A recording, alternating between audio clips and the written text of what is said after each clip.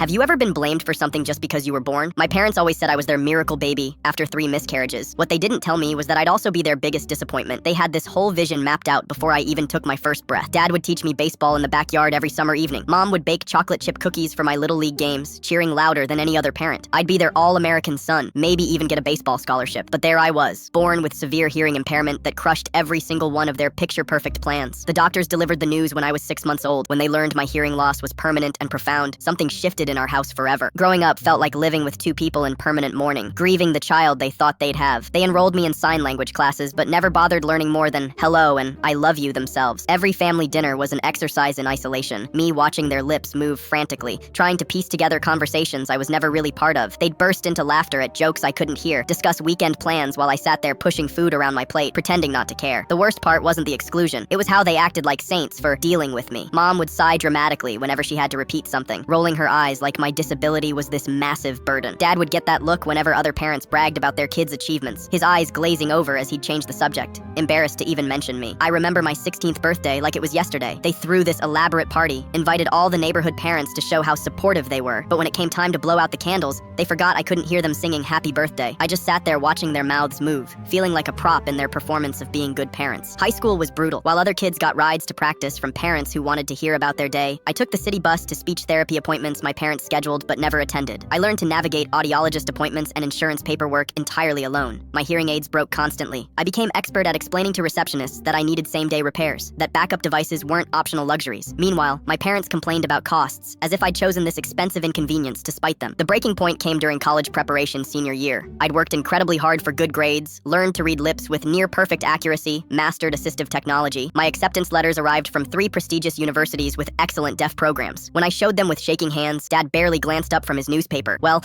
at least they have special programs for kids like you, he said. Kids like me. Like I was fundamentally different, fundamentally less. That night, I planned my escape. I'd saved money from my grocery store job, learned to navigate public transportation, handle medical appointments. I realized they didn't want a son. They wanted a charity case they could feel noble about supporting. 2 weeks later, I packed everything into 3 suitcases and left for college early. No note. They called once that first semester, asking if I'd received their care package full of items I didn't need. Outdated hearing aid batteries, children's books about deaf kids, motivational posters about overcoming challenges. Now I'm 23, graduated summa cum laude with a computer science degree, working at a tech company that values my perspective on accessible design. My deafness isn't a limitation here, it's expertise. My parents still send birthday cards to our special boy, missing that I'm just a regular guy who happens to be deaf. I used to think something was fundamentally wrong with me. Now I know the truth. Some people have children because they genuinely love kids. Others have them to complete some idealized picture. I was just born into the wrong category, and that's their loss, not mine.